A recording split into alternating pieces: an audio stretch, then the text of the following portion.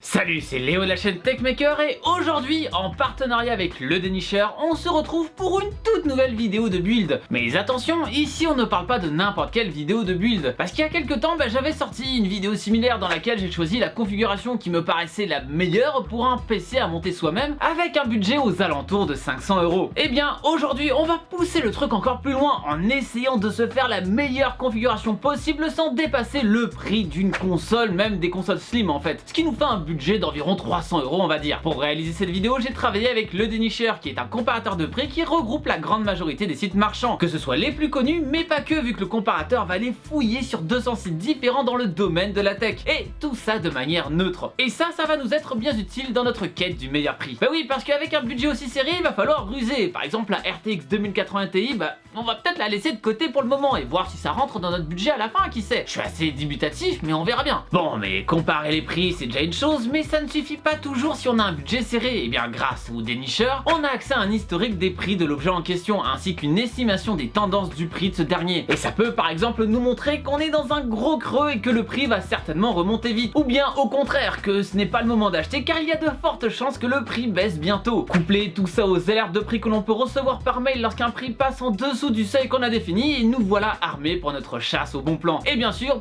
tout ça c'est totalement gratuit, alors pas de raison de s'en priver, vous trouverez tous les liens en description. D'ailleurs grâce à eux, la machine qu'on va monter dans cette vidéo, je vous la fais gagner. On en reparle à la fin de comment par ailleurs. Alors pour commencer, on va devoir se poser une question importante qui va définir pas mal de choses par la suite. Est-ce que oui ou non on souhaite une carte graphique dédiée? Cette question peut paraître vraiment aberrante parce que comment est-ce qu'on pourrait parler de PC gaming s'il n'y a même pas de carte graphique à l'intérieur? J'avoue que je me la suis posée moi-même au moment du choix des composants. Sauf qu'aujourd'hui j'ai été surpris de voir qu'on trouve des processeurs avec GPU intégrés qui sont en fait tout à fait viables et capables de faire tourner des jeux récents, que ce soit en 720p ou en Full HD avec un framerate tout à fait correct et sans avoir besoin de mettre tous les paramètres graphiques sur l'eau. En particulier chez AMD avec sa gamme G pour gaming qui intègre un GPU capable de faire tourner The Witcher 3 en médium à 50 fps en 720p quand même. Pas dégueu du tout, et c'est en fait à peu près équivalent à une GT 1030 qui coûte à elle seule dans les 100 balles quand même sur ce Ryzen 5 2400G. Dans ce cas, étant donné que le budget est vraiment limite,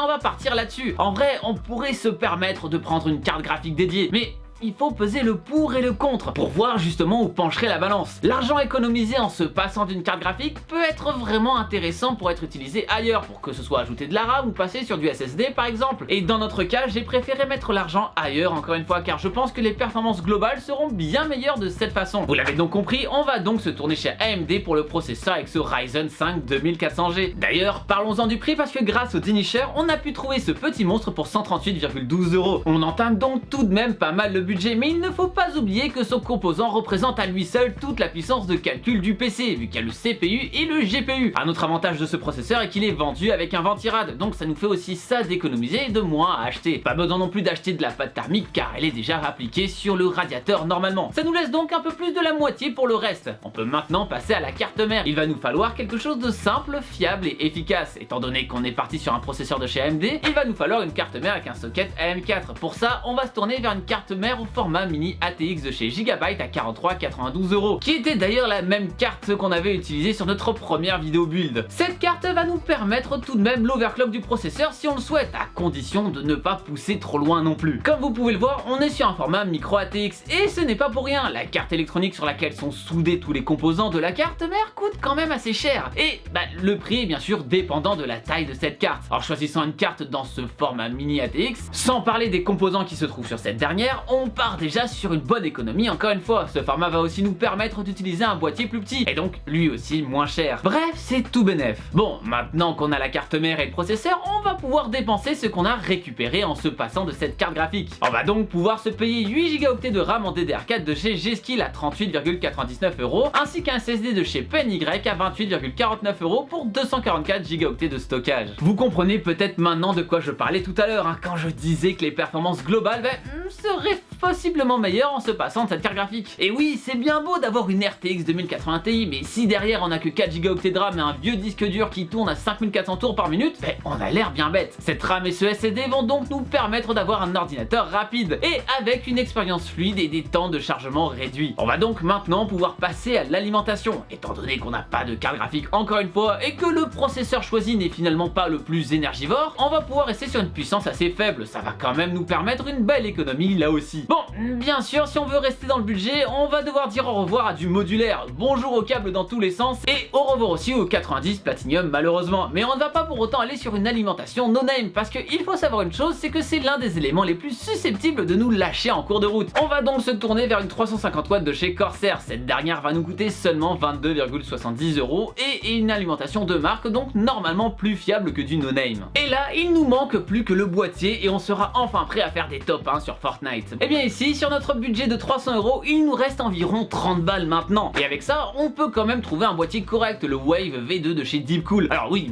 c'est pas le plus sexy de tous, ça c'est clair, mais au moins il est fonctionnel et ne coûte que 22,49 €. Et voilà, je pense qu'on a rien oublié et je trouve qu'on s'en est plutôt bien sorti. Contrairement au build précédent, on avait honteusement dépassé le budget de 7 centimes, et bien cette fois on est en dessous du budget. Et il nous reste même 5,29 €, soit de quoi se prendre un kebab avec frites, voire même la boisson si le maître kebabiste vous aime bien et vous l'offre. Bon, maintenant je dois quand même vous avouer un truc. Il se peut en fait que vous allez devoir vous passer de cette fraction de kebab, parce que malheureusement les prix évoluent sans cesse. Mais il est aussi possible qu'il évolue vers le bas. Donc bien sûr on n'est pas sur une source exacte ici, ça peut être plus ou moins cher. La plupart des sites d'ailleurs proposent une livraison gratuite en point relais. Alors ça devrait le faire pour votre estomac quand même. Dans tous les cas, vous pourrez retrouver le build complet de ce PC moins cher qu'une console dans la description, juste en dessous de la vidéo. Bon, maintenant qu'on a enfin reçu tous nos composants, on va pouvoir passer au montage. Et il faut dire que monter un PC avec ce genre de budget, ça a tout de même un avantage, eh bien le montage est nettement plus simple. Tous les composants sont assez légers, on n'a qu'une seule barrette de RAM, pas de water cooling, on n'a que 2 ventilateurs à brancher et un seul SSD, et même pas de carte graphique. Bon, il y a tout de même un inconvénient, et pas des moindres, c'est cette foutue alimentation qui n'est pas du tout modulaire, mais on va s'en sortir. Et puis on peut pas tout avoir non plus, hein. Alors on va passer un peu vite là-dessus, car finalement on n'est pas là pour vous montrer comment monter un PC, mais si ça vous intéresse, je vous mets un lien dans la fiche en haut à droite vers une vidéo où j'explique de manière assez détaillée les différentes étapes du montage d'un ordinateur, qui s'appliqueront aussi à notre montage ici, avec la seule différence qu'on n'a pas de carte graphique encore une fois. Et voilà, notre super PC gamer au prix d'une console est enfin prêt, ou presque. Il ne manque plus qu'un détail, le système d'exploitation. Et comme vous avez été nombreux à me le reprocher lors de la vidéo du build à 500 €, que ce prix n'incluait pas la licence de Windows, j'ai décidé de vous montrer une solution alternative qui va nous permettre d'économiser sur ça aussi. Nous allons donc installer Ubuntu, qui est un OS basé sur Linux, dont le but est de favoriser au maximum la compatibilité des jeux Windows avec Proton. On va donc pouvoir jouer à tous nos jeux sans avoir à payer de licence Windows. Bien sûr, si vous souhaitez rester sur ce dernier,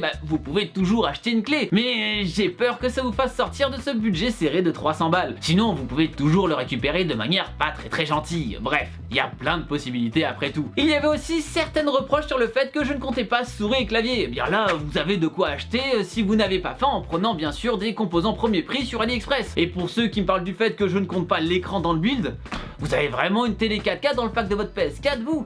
Faudrait filer vos astuces. Maintenant qu'on a installé tout ça, on pourrait se dire qu'on va lancer nos petits benchmarks des familles, sauf que n'oubliez pas qu'ici on n'est pas sur Windows mais sur Linux, donc pas de DirectX. Et oui, ici on est sur OpenGL, donc un benchmark ne réagirait pas de la même façon étant donné que les critères de notation ne seront pas les mêmes vu que le logiciel sera différent. Bon, en fouillant sur le net, on peut voir des scores de 1250 environ dessus, ce qui n'est clairement pas folichon mais quand même 3% meilleur que la moyenne des PC benchmarkés. Comme quoi, même avec un PC à ce prix là, on se retrouve un peu au-dessus de la plèbe. Niveau jeux dispo de mon côté, pour que vous ayez une idée, j'ai dans les 1334 jeux sur Steam, oui ça fait beaucoup, et 554 sont disponibles si on compte ceux supportés par Linux et ceux par SteamOS à l'aide de Proton, ce qui n'est quand même pas trop mal. Il sera bien sûr toujours possible d'en faire tourner encore plus avec des logiciels comme Wine et Lutris, et il y a même la possibilité de faire tourner Fortnite dessus alors que le jeu n'est pas disponible nativement. C'est-il pas beau ça? Bien sûr, je ne vous conseille pas d'utiliser ni Windows ni Linux ici, juste que je voulais vous montrer qu'il est possible d'avoir une machine avec un système d'exploitation gratuit. Mais c'est clair que vous aurez beaucoup moins de mal à faire tourner vos jeux sur un Windows, et parfois les performances pourront être possiblement meilleures car les jeux peuvent être plus optimisés pour ce dernier. Je vais donc essayer ça sur 3 jeux différents que je pense assez graphiques pour que vous puissiez vous faire une idée sur un système Linux en tout cas. En premier lieu, on va tester justement un jeu qui n'est pas supporté à la base par Linux et qui va donc utiliser Steam Play ainsi que Proton, Skyrim. Ici, même sans carte graphique, on arrive à avoir entre 30 et 40 FPS en jonglant dans les paramètres, en se situant ici entre médium et low tout en restant sur du 1080p. Sur ce genre de jeu, on verra souvent des performances moindres sur du Linux malheureusement, étant donné qu'on fait fonctionner le jeu avec un logiciel de compatibilité, donc ce sera forcément moins optimisé que du natif. Et ça en tête lorsque vous jouerez à vos jeux préférés. Si on va chercher sur le net des tests du même build, on verra quelques améliorations au niveau des résultats sur un système Windows. Ensuite, on va voir ce que ça donne sur Metro Last Light pour changer du Exodus de la dernière fois. Là, le jeu est supporté nativement sur Linux et va réussir à tourner en Medium Full HD aux alentours de 30 FPS. Bien sûr, on n'est pas sur les performances les plus folles du monde, mais il ne faut pas oublier le prix de cette bête. Encore une fois, il y a de quoi avoir une expérience de jeu tout à fait convenable. Enfin, un peu par nostalgie, je voulais voir si un PC à ce prix-là pouvait faire tourner BioShock Infinite, et ça a l'air d'être le cas. Bon, de base, le PC va nous placer en very low et en 720p, donc j'ai eu assez peur au début, mais il y a moyen de pousser ça à bas, voire moyen, sans trop de perte de framerate et de rester aux alentours de 60 FPS. Donc clairement, on pourrait encore pousser un petit peu plus et rester sur du 30 dans le pire des cas sans aucun souci. Mais personnellement, je préfère un jeu plus fluide, ça dépend des gens à ce niveau-là. Bien sûr, je ne vous montre que des AAA, mais vous pouvez très bien jouer à des jeux indés, pour le coup avec de meilleures performances car les jeux seront moins gourmands. Et il est aussi possible d'y faire tourner des émulateurs si vous avez envie de vous refaire des vieux jeux de console. Et là pour le coup, en fouillant sur le net, j'ai trouvé des gens qui arrivent à faire tourner Zelda Breath of the Wild en 1080p de manière assez fluide sur Cemu. Donc pareil à ce niveau, vraiment pas de problème. Et auprès d'une Switch, eh bien vous pourrez jouer au même jeu dispo sur cette console.